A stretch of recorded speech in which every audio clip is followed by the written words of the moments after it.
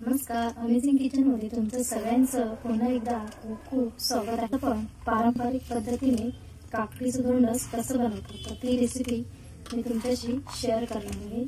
माझ्या रेसिपीज तुम्हाला आवडत असेल तर माझ्या चॅनलला लाईक, शेअर आणि सबस्क्राइब करायला विसरू नका। इथे मी पिकलेली काकडी घेतलेली आहे, तर ही कट करून घ्यायची आहे। बघू शकता आतून ती अशी छान अशी पिकलेली आहे। आता याचे मधून 2 तुकडे करून घ्यायचे।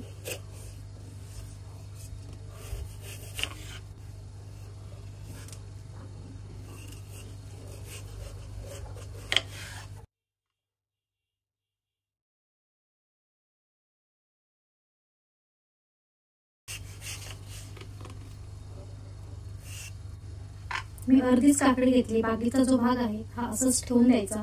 याचे तुम्ही काकडीचे वडे पण बनवू शकता। आता एका प्लेट मध्ये याच्या ज्या बिया आहेत त्या काढून घ्यायच्या।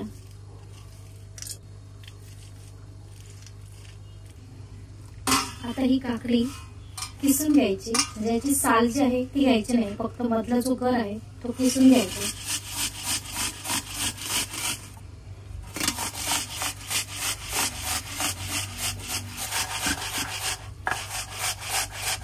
अशी ही साल निघाल्यानंतर ही टाकून द्यायची आणि असं किसून घ्यायचंय। आता याच्या मी मधून 2 तुकडे केलेत, बारीक केले की लगेच किसून येतो। अशी पूर्ण काकडी किसून घ्यायची। धोंडस बनवण्यासाठी इथे मी गूळ घेतलेला आहे, शेंगदाणा भाजून त्याचे 2 तुकडे केलेले आहेत, उकडा तांदूळ हा आपल्याला भाजून घ्यायचा आहे, 1 चमचा जिरं घेतलेला आहे, 2 वेलची घेतलेले आहे, अर्धा इथे काजू तुकडा घेतलेला आहे आणि आमचा गावचा जो तांदूळ असतो सुरई, तर तो तांदूळ घेतलेला आहे आणि थोडंसं ओलं खोबरं घेतलेलं आहे। आता आपल्याला सगळ्यात महत्त्वाचं म्हणजे तांदूळ भाजून घ्यायचा आहे। उकडा तांदूळ 1 वाटी घेतलेला आहे, तो चांगला लालसर होईपर्यंत भाजून घ्यायचा।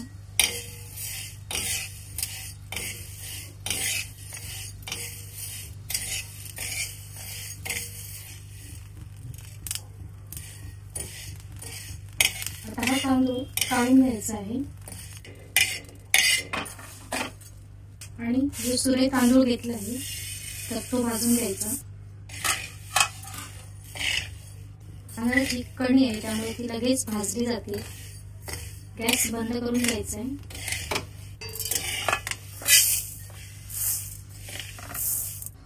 टोपामध्ये थोडंसं तूप घालायचं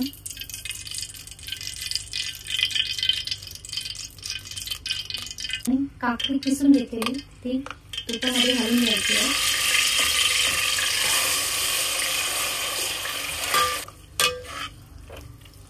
शेंगदाणा घालायचा आहे, काजू घालायचा आणि परत 1-2-3 मिनिटं ढवळून घ्यायचं। आता याच्यामध्ये जे काकडीचं पाणी आहे ते घालून घ्यायचं। 5 मिनिटं उकळी काढून घ्यायची। उकडा तांदूळ मिक्सरला बारीक करून घ्यायचा। अशी रवाळ कणी करून घ्यायची। आता दुसरा तांदूळ आहे तो पण तसा बारीक वाटून घ्यायचा।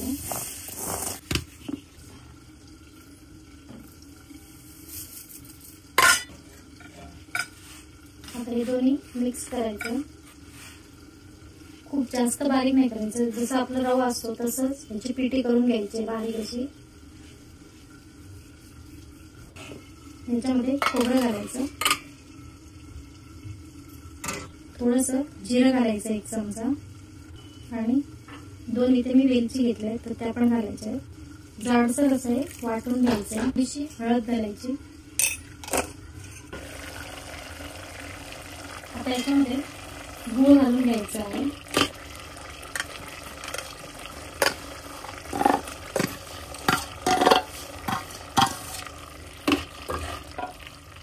आणि आपण जे खोबरं बारीक वाटून घेतलं होतं ते घालायचं आहे।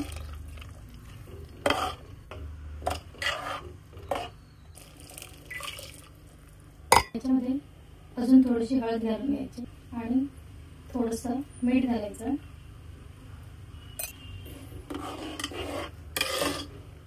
त्याच्यामध्ये थोडासा बारीक केलेला शेंगदाणा घालायचा. अजून तांदूळ बारीक केलेला होता तर तो याच्यामध्ये घालून घ्यायचा थोडा थोडा.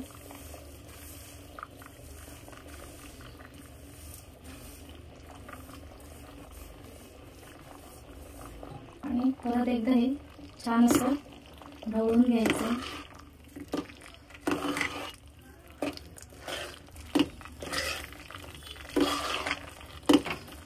त्याच्यामध्ये अजून थोडंसं पाणी घालायचं आहे. गरम पाणी घातले मी. तांदळाची कणी वापरली तर तो शिजायला थोडासा टाइम लागतो. 2 ग्लास इथे मी पाणी घातलेलं आहे. गुळाचं प्रमाण कमी झाले तिथे मी काळं गूळ घेतले तर ते घालायचं थोडंसं.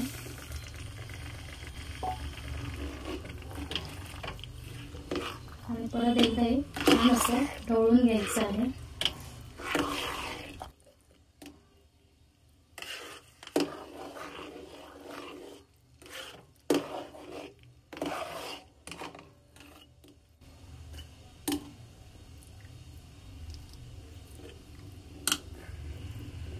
आता टोपाला थोडंसं तेल लावून घ्यायचं आहे.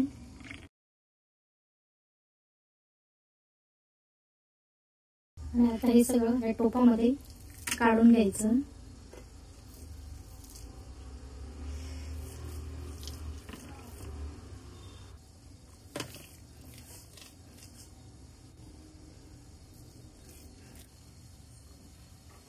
इथे मी केळीचं पान घेतलंय. केळीच्या पानाने व्यवस्थित असं हे दाबून घ्यायचं. गरम असल्या कारणाने ते सावकाश दाबावं लागतं. असं प्रेस करून ठेवायचं. तव्यावर ठेवून घ्यायचं आहे आणि हे आपल्याला रात्रभर असंच ठेवायचं आहे. इथे मी केळीचं पान काढणार आहे. तव्यावर ठेवून घ्यायचं.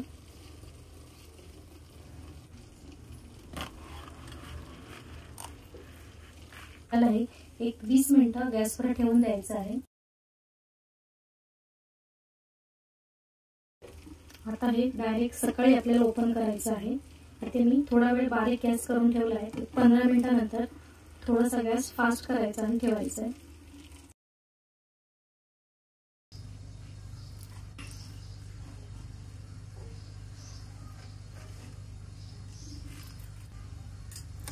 आता हे असं पूर्ण साईडने सुरीने ओपन करायचं. आता हे एका प्लेट मध्ये काढून घ्यायचं. असं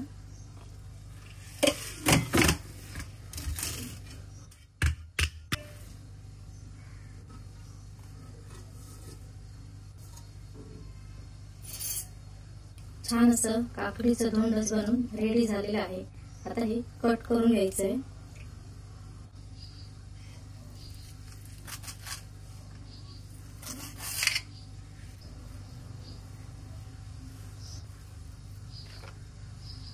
छान काकडीचं धोंडच बनून रेडी झालेलं आहे.